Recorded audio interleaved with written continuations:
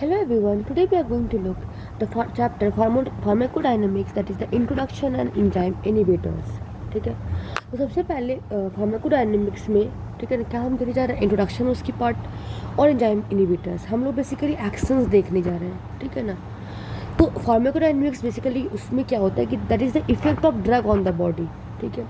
तो what are the mechanism of action, that is the एक है physical, that is the charcoal, chemical that is the anti acid, protamine that is जो कि bind करता है heparin के साथ, then enzyme inhibitors, then the receptors.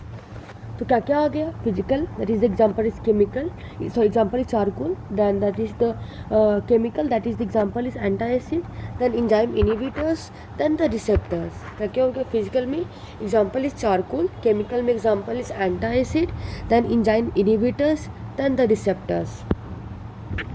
Chemical में कौन कौन सा है, एक हो जाएगा एंटासिड, ठीक है ना, एक होगा प्रोटामीन जो कि बाइंड करता है हिपेरिन के पास।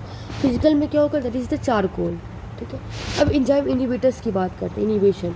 तो बेसिकली इंजाइम इनहिबिशन में क्या है, कॉम्पिटिटिव है, जो कि ड्रग कॉम्पिटिट करता है सबस्ट्रेट को by binding to the active site of enzyme. Drug क्या करता है, सबस्ट्रेट पे बाइंड करता है, क्या है, कहाँ पे बाइंड करता है, एक्टिव साइट ऑफ एंजाइम पे।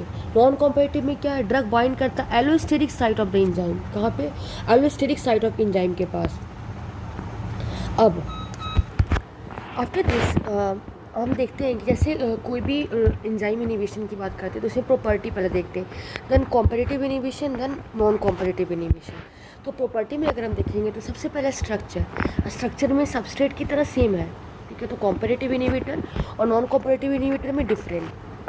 बाइंडिंग साइड क्या हो जाएगा, वो एक्टिव है, that is the same side, और नॉन कॉम्पिटिटिव इनहिबिटर में एलोस्टेरिक साइड, ठीक है। अगर हम लोग रिवर्सिबिलिटी की बात करते हैं तो दिस इज सरमाउंटेबल, मीन्स इसमें अमाउंट इंक्रीज कर जाता है, इसमें अनसरमाउंटेबल होता है, मतलब कि नॉन रिवर्सिबल होता है। After that KM, that competition में केएम इंक्रीज होता है, ठीक है, बट यहाँ पे इंक्रीज नहीं होता है। वी मैक्स की बात करें तो इसमें चेंज नहीं होता, इसमें डिक्रीज होता है।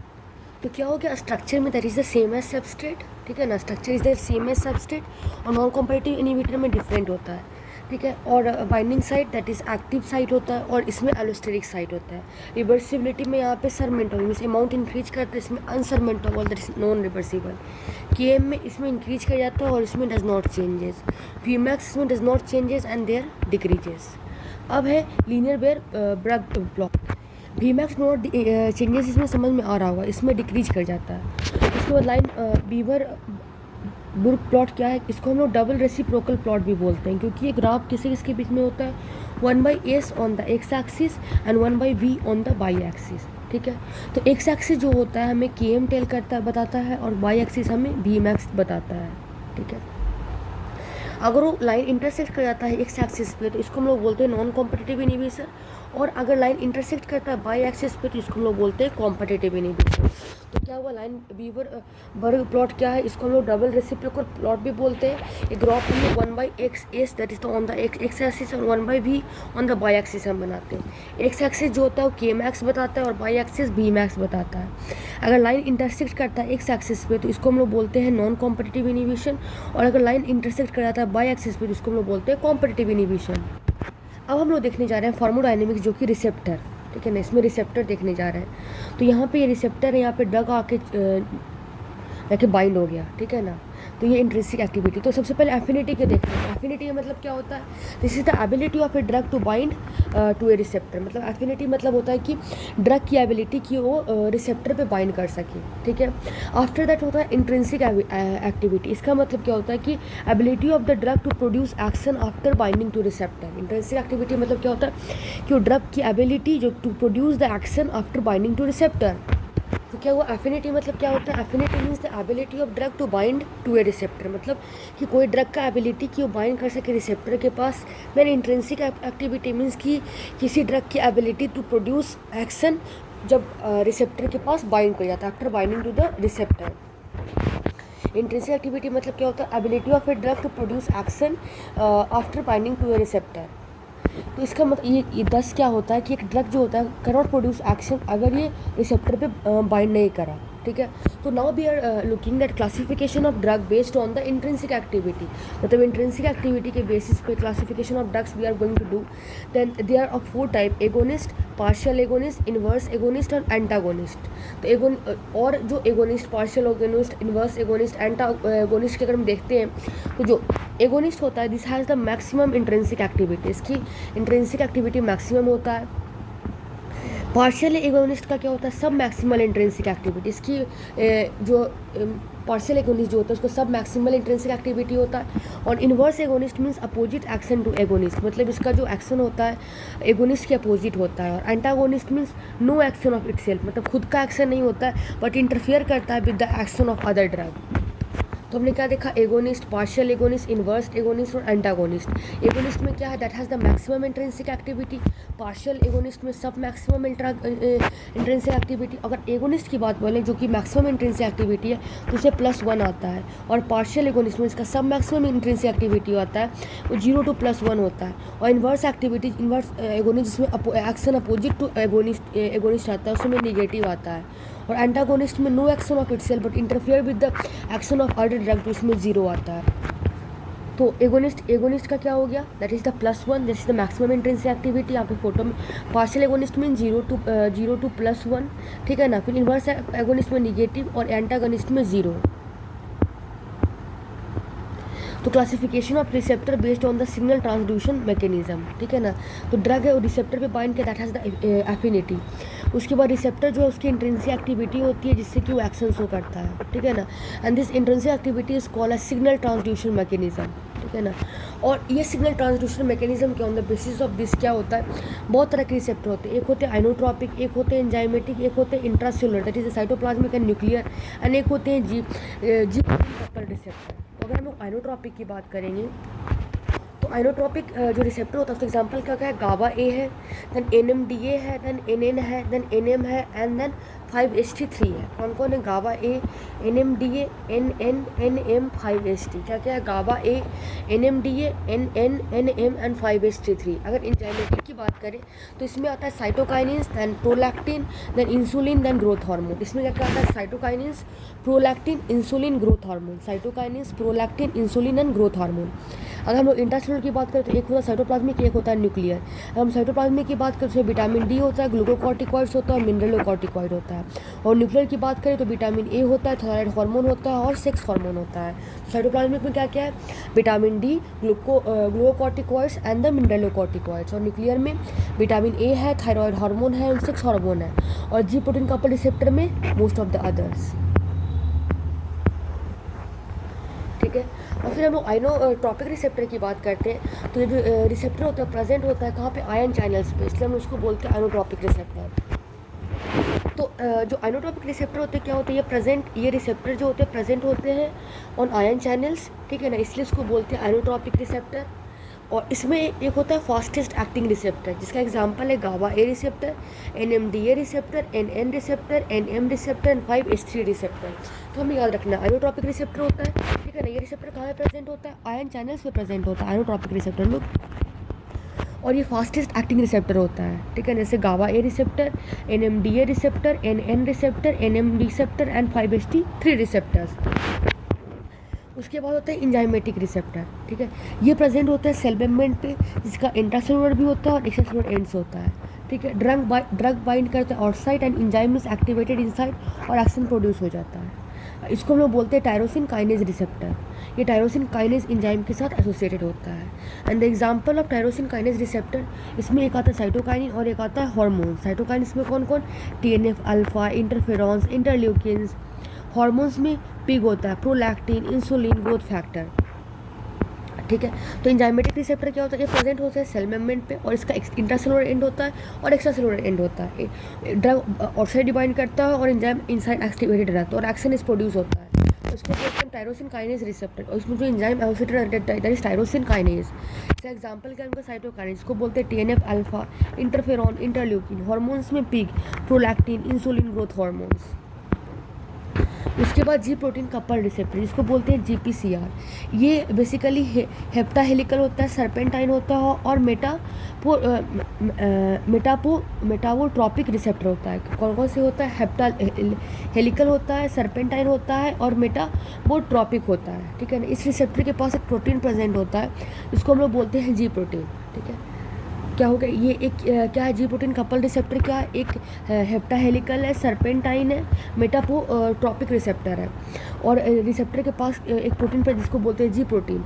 ड्रग बाइंड करता है रिसेप्टर को from the outside and receptor activate हो जाता है और रिसेप्टर एक्टिवेट कर देता है जी प्रोटीन को। जी प्रोटीन दो कंपोनेंट में टूट कर जाता है, एक इनएक्टिव और एक एक्टिव। जो एक्टिव कंपोनेंट होता है वो किसमें क्या करता है? CAMP को, कैल्शियम +2 को, आयन चैनल को एक्टिवेट करता है। तो एक्टिव कंपोनेंट क्या करता है? वर्क करता है by one of the 3 mechanism. सबसे पहले changing the level of CAMP, can act through calcium +2 and can open the ion channels.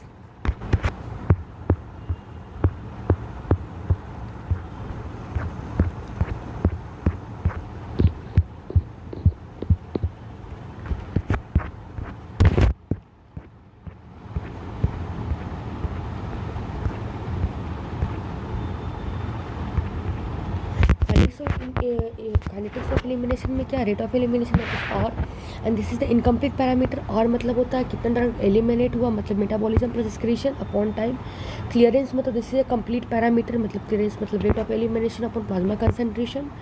Excretion ratio मतलब कि कितना अमाउंट एक्सक्रीज हुआ by the organ and that is calculated by extraction ratio.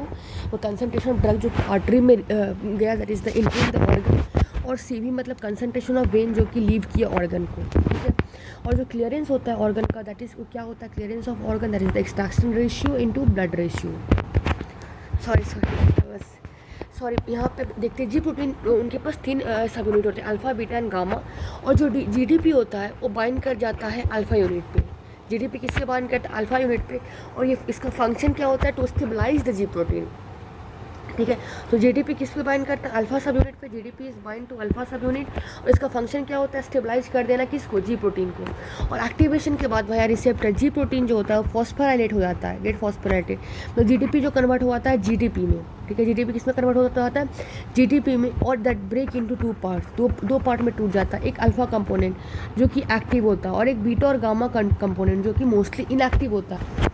और जो alpha component होता है उसका GTPase एक्टिविटी होता है, ठीक है ना। अल्फा कंपोनेंट का GTPase एक्टिविटी होता है, मतलब कि GDP को GDP में कन्वर्ट करता है और इससे क्या होता है? जी प्रोटीन का स्टेबलाइजेशन अकर होता है and that is also help in recycling of G protein.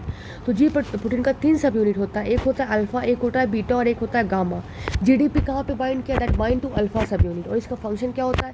To stabilise the G protein को स्टेबलाइज करना, ठीक है ना। और एक्टिवेशन के बाद क्या होगा? रिसेप्टर पर जब एक्टिवेशन होता है तो जी प्रोटीन जो होता है फॉस्फोराइलेट हुआ था, ठीक है। This ji protein they get phosphorylated और GDP जो होता है GDP that is converted into GTP, ठीक है। GDP में कन्वर्ट हुआ है, ठीक है। और GDP में कन्वर्ट होने के बाद ये 2 पार्ट में ब्रेक हुआ था, एक अल्फा कंपोनेंट जो कि एक्टिव होता है और एक बीटा और गामा जो कि मोस्टली इनएक्टिव होता है।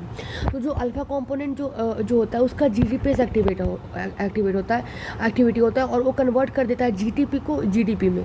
और जी प्रोटीन का स्टेबलाइजेशन होता है and then there is the recycling of G protein.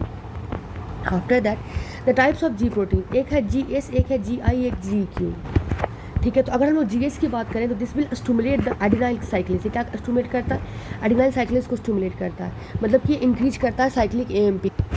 तो क्या हो गया? GS है that will stimulate the adenylyl cyclase, जिससे क्या होता है? There is increase in cyclic AMP। GI मतलब जो कि इनिबिट करता है एडिनाइल साइक्लिस को, जो कि डिक्रीज करता है साइक्लिक AMP को। GQ क्या होता है? कन्वर्ट करता है PIP2 को किसमें? IP3 में और DAQ में, जो कि जिससे क्या होता है? सेकेंड या थर्ड मैसेंजर जैसे IP3, DAG और कैल्शियम एक्टिवेट होता है, ठीक है। उसके बाद है इंट्रासेलुलर रिसेप्टर। इसमें आता है एक साइटोप्लाज्मिक रिसेप्टर और एक होता है न्यूक्लियर रिसेप्टर। क्या क्या होता है? साइटोप्लाज्मिक रिसेप्टर होता है और एक न्यूक्लियर रिसेप्टर होता है। तो इसमें क्या होता है कि ओनली लिपिड सोल्यूबल जो ड्रग होता है वही एक्ट करता है थ्रू दिस रिसेप्टर। क्या होता है? Only lipid soluble drug this act through this receptor. Intracellular receptor में क्या? एक साइटोप्लाज्मिक रिसेप्टर है और एक न्यूक्लियर रिसेप्टर है और केवल लिपिड सोल्यूबल ड्रग ही इस रिसेप्टर के थ्रू एक्ट करता है। ड्रग जैसे कोई भी है, ठीक है ना, वो बाइंड कर जाता है साइटोप्लाज्मिक रिसेप्टर को और ड्रग रिसेप्टर कॉम्प्लेक्स जो होता है इंटर कर जाता है न्यूक्लियस पे और न्यूक्लियस में क्या होता है? ये बाइंड कर जाता है DNA को उसी तरह ड्रग ऐसा भी हो सकता है कि न्यूक्लियर रिसेप्टर पे बाइंड किया, उसके बाद वो कहाँ बाइंड किया, न्यूक्लियस में डीएनए के पास, और उससे क्या होता है, रेप्लिकेशन, ट्रांसक्रिप्शन, ट्रांसलेशन इफेक्ट होता है।